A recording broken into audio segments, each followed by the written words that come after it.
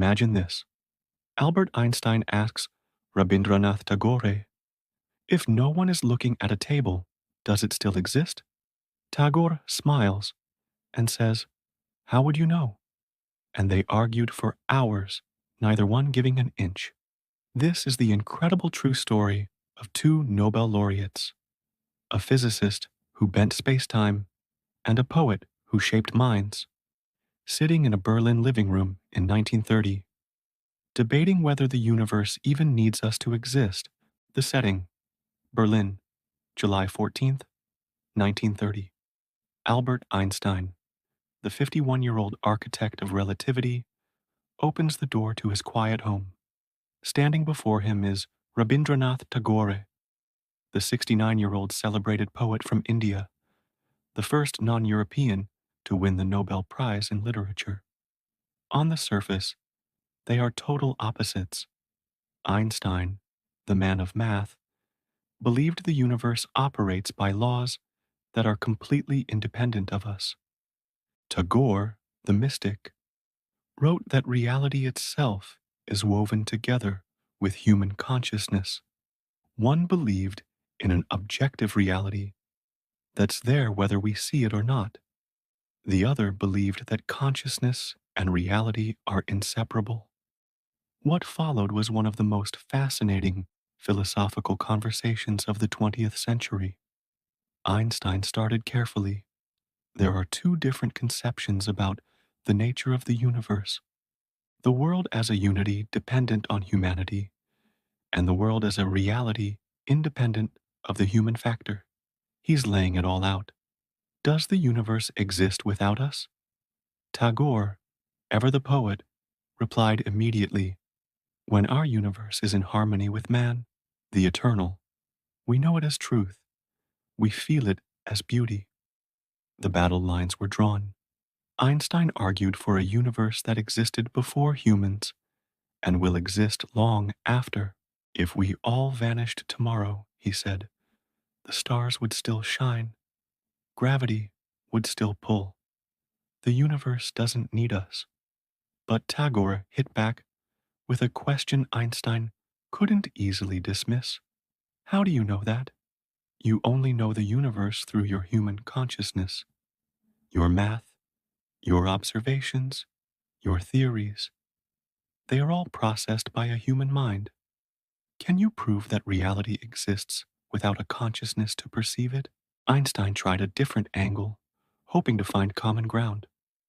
Then truth, or beauty, is it not independent of man? Tagore's answer was a simple no. Einstein was visibly unsettled. He pressed on with an example. If there were no more human beings, the Apollo of Belvedere, a famous Greek statue, would no longer be beautiful? Tagore didn't hesitate. No. Einstein could accept that beauty is subjective. But truth, mathematical truth, the laws of physics, he couldn't accept that Pythagoras' theorem was only true because humans discovered it. For Einstein, 2 plus 2 equals 4. On Earth, on Mars, and in galaxies, we'll never reach. Truth is written into the fabric of reality itself. Tagore disagreed. Truth, which is one with the universal being, must be essentially human, he argued. He was making a profound point. Truth is what humans can verify and understand.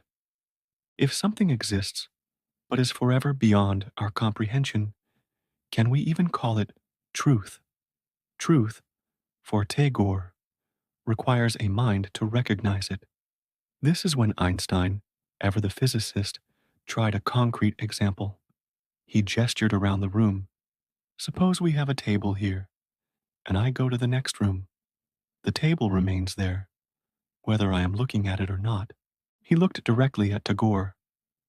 Would you say the table is not there if no one is looking at it? Tagore's reply was subtle. The table, he explained, exists as a solid object with legs and a surface because human consciousness interprets sensory data that way. Without consciousness, what's there? just atoms in space, fields of energy, quantum probabilities. The very tableness of the table requires a mind to define it. Einstein wasn't satisfied. If no one were in this house, he said, that table would still exist. Then he paused, realizing the trap. But the difficulty here is that such a statement would have no meaning because we wouldn't be here to make it. Tagore just smiled. Exactly. And that's the philosophical wall they hit. Einstein believed in objective reality.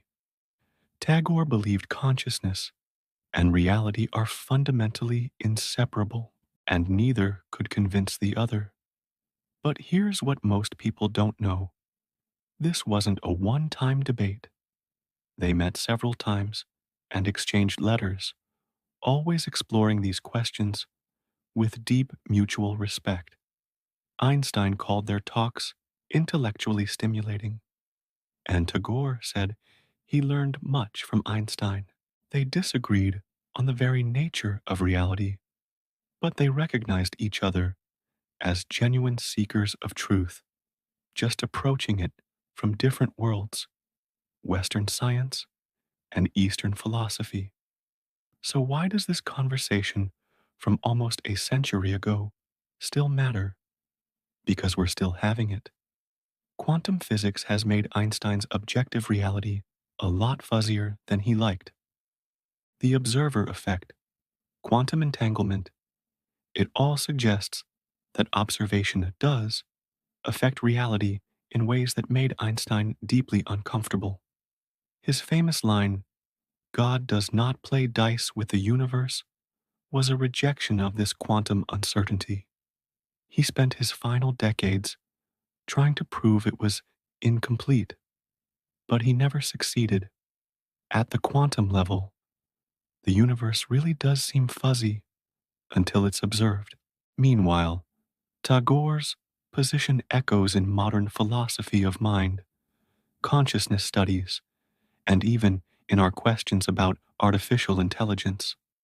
The classic riddle, if a tree falls in a forest and no one is around to hear it, does it make a sound? Gets right to the heart of it. Without an ear and a brain, there are only pressure waves in the air, not the experience we call sound.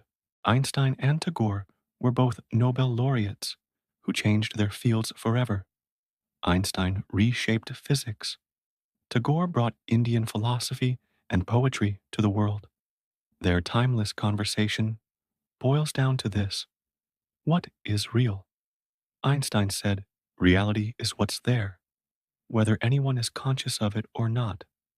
Tagore said, reality is what consciousness makes meaningful. Einstein said, math describes an objective truth that existed before minds. Tagore said, math is thoughts, thought by minds. How can you separate truth from the thought itself? Neither man won the debate, but they showed us something more important, that science and poetry, physics and philosophy are not enemies. They are different paths to asking the biggest questions. And the greatest questions don't have simple answers. They lead to better questions. Einstein asked, does the universe exist without us? Tagore asked, how would you know if it did? Both questions are perfect. Both are unanswerable. And both force us to think more deeply about reality, consciousness, and what it means to know anything at all. Think about it. You can't even ponder their debate without using your consciousness, which was Tagore's whole point. And you can't escape the fact that you're thinking about something that feels completely independent of your thought, which was Einstein as. Welcome to the conversation. It started in 1930, and it will never, ever end. Thanks for watching.